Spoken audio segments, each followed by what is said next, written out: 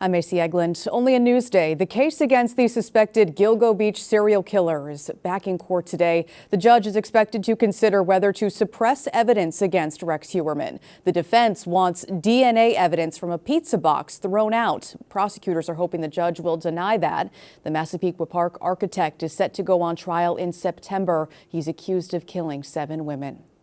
Port Washington's former school superintendent is expected to be sentenced to probation today. Michael Hines pled guilty in December to an alcohol-related crash in Sayville in 2024 that seriously injured a motorcyclist. A new set of tax breaks in the town of Hempstead. It just approved a partial property tax exemption for the spouses of officers who die in the line of duty, as well as from 9/11 related illnesses. Last month, the town board approved an exemption for disabled veterans.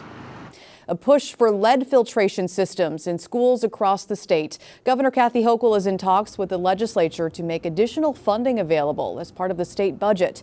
Advocates are pushing for the mandate and funding to make it into the final spending plan, which is due April 1st. Long Islanders braved the shave in the fight against childhood cancer. JFK Middle School in Port Jeff Station held a St. Baldrick's event last night. I just feel bad for the kids with cancer and how much trauma they have to go through. It's really nice to get back to the community. The event raised more than $6,500, surpassing its $5,000 goal. Very nice. Let's talk about your Tuesday forecast now. We are still seeing some gusty winds out there this morning. Mostly sunny, highs in the upper 30s to low 40s. But with those double-digit wind gusts, it'll feel more like the 20s. So definitely chilly out there again. The wind dies down tomorrow. It'll look a lot like today, but feel a bit chillier. More sun through the rest of the week, and the weekend right now looking pretty good. A tish warmer. A little bit of a drop down on Monday, but we'll take it. Sunday in the 50s, not too shabby.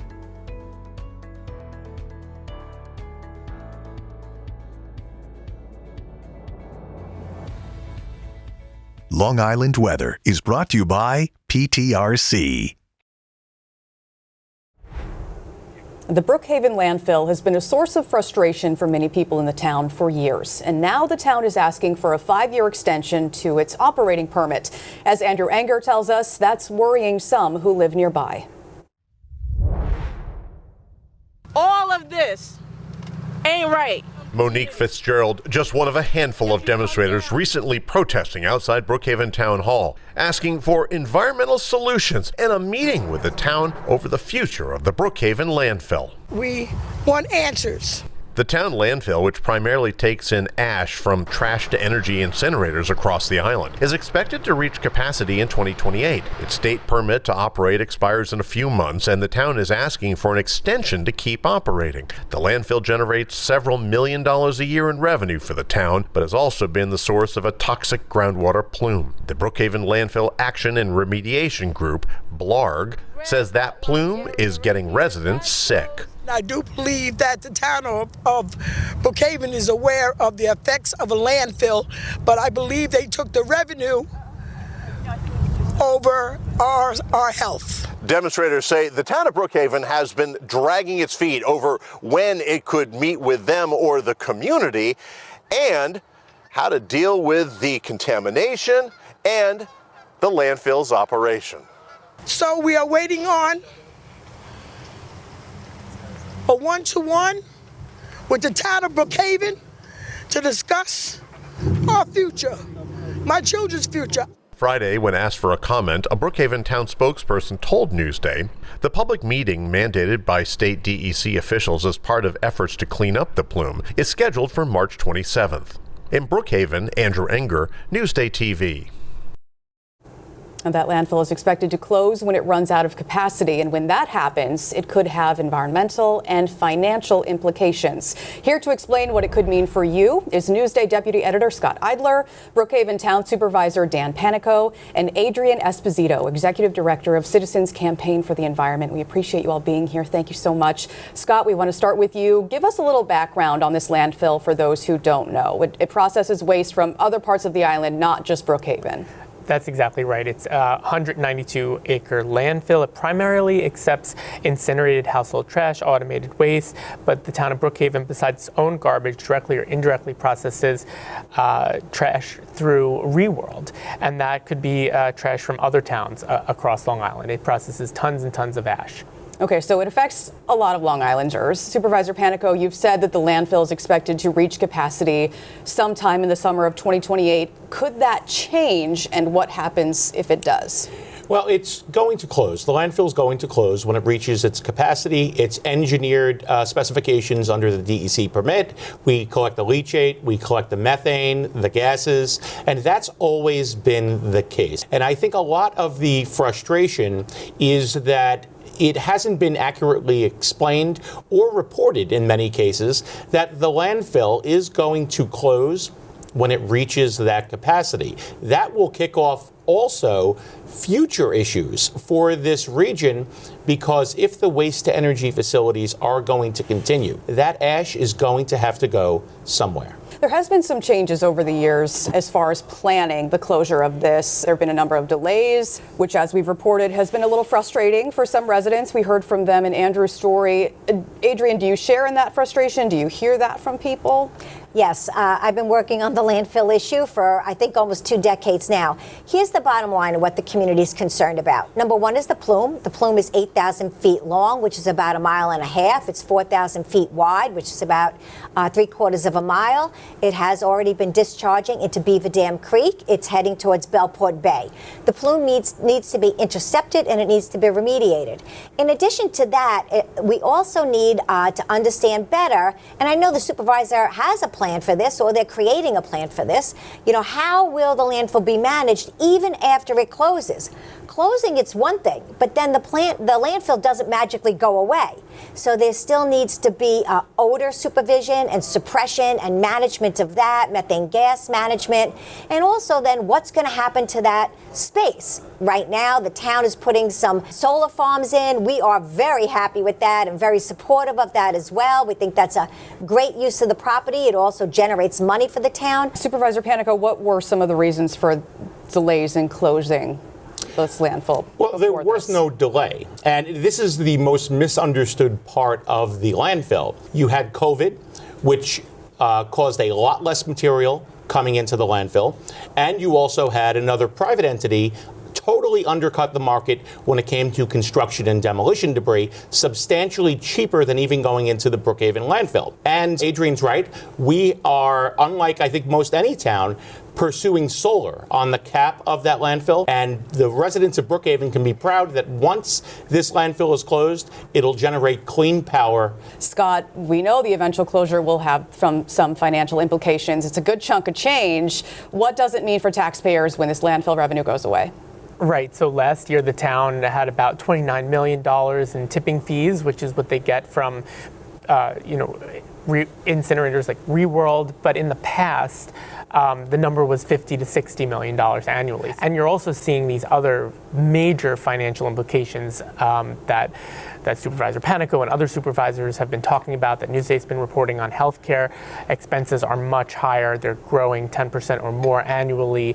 You're seeing pension contributions based on changes to state law, putting strains. So there are enormous pressures coming to municipal governments on Long Island. You're seeing towns like Brookhaven have to not fill positions over time. So we're going to be hearing more and more about how towns are putting off large capital projects. But this type of revenue loss is probably the largest in scale that a town on Long Island has had to deal with. So, Supervisor, it sounds like it's something you're trying to plan ahead for. We have a landfill post-closure reserve. We have gotten great support from our Congressman, Andrew Garbarino, in helping pay for the expenses of the cap as we close cells. We've tried to distinguish ourselves here in the town of Brookhaven by being truthful and conservative, fiscal conservatives when it comes to the budget, and we are going to meet these challenges head on as we've met others. It's something these residents and others across Long Island truly care about. We heard from that woman who was near tears on this. Now, experts say the DEC is almost certain to approve a new permit for the landfill. However, the agency did not give us a timeline on that. We, of course, will keep you updated. My thanks again to Scott Scott Idler, Dan Panico, and Adrian Esposito for their time here today. Thank you so much. You can read more about the town's permit request and the landfill closure plan on our website, newsday.com.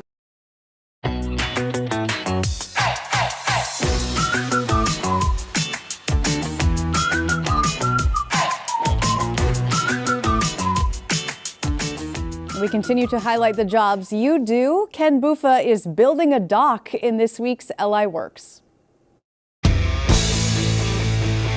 You've probably seen your fair share of docks on Long Island, but have you ever wondered, how are these built? Well, grab your lumber, we're building docks. Stephen Kitson, I own Kitson Construction, a dock building company, and I love what I do because every day we get to see the most beautiful properties on Long Island and make them more resilient for all of our homeowners that we work with. Kitson says to be a dock builder, knowing lumber and knowing your own physical strengths helps out. Basic carpentry skills are helpful. You gotta be willing to do some heavy lifting and heavy labor, and you gotta love being outside, no hiding from the elements. And if the weather doesn't get you, let's not forget in some cases you're literally going shoulder to shore to get your work done. We're very dependent on the weather and the tides, so there could be days where we start at 6:30 in the morning and we can get out early, or there's days where we have to catch the tide at the end of the day and we'll be working down till the sun goes down, just to try and work around the weather. Kitson says the good news is laboring could be temporary, and a dock building job not only goes wide but goes tall, meaning promotions are very common so long as you're willing to grow too. But as you become a foreman and a higher up supervisor, you definitely need to know the different types of materials, different types of wood, different types of vinyl, different types of sheet pile, different fill applications. So we're gonna build this thing near the water, right? One of the most fun jobs, working the heavy machinery. I could do anything with this thing. This is a piece of cake, man. This is the best job in the whole place. Jokes aside, Kitson says dock building is not a one-man job. It takes a team to turn the tide. No one guy could do it on his own. We have operators, we have laborers, we have dock builders that are physically on the ground, all different sorts of equipment that we work with. So it's definitely a team job that, you can't do it by yourself. But if you're willing to try your will against the waves, then this job does have its upsides. When we get done with a job, it's really gratifying to look back and see what something was when we started to what it is at the end. Ken Buffa, Newsday TV. You can see more LI Work segments on our website, newsday.com. Just click Get More below that Newsday TV video box.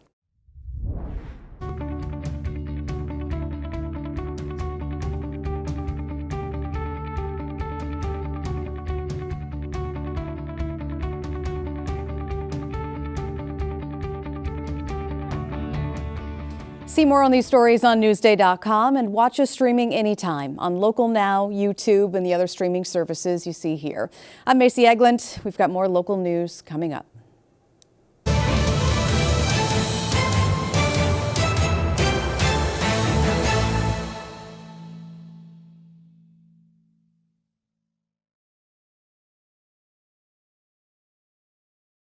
Newsday investigates a brutal murder that shocked Long Island. 52 years later, new evidence has solved the crime and identified a suspect. Cold case solved. A Newsday investigation. Now available at Newsday.com.